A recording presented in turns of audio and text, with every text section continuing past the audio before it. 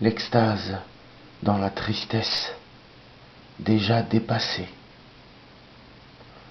La tristesse, le summum, ne plus rien chercher, ne plus discuter, être blasé de ce monde plein d'ennuis, être ennuyé par ce bouclier sans utilité qu'est la relativité. Vouloir tout dans un écrin de rien.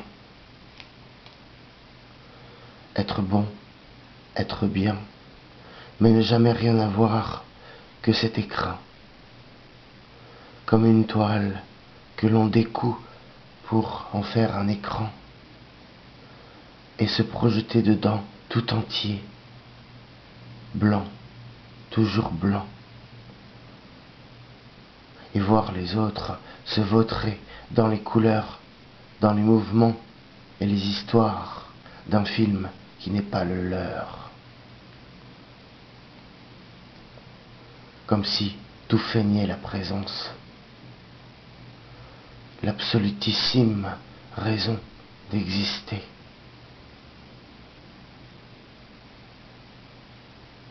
Ne plus se noyer que dans leur transparence, ne plus se noyer. Être vivant et incarné pour tangoter avec les mourants. Non merci. Ce ne sont pas des mourants, ce sont des crevards. Ne reste alors plus que soi, au bord du délire, à chaque instant. Ne plus rien savoir.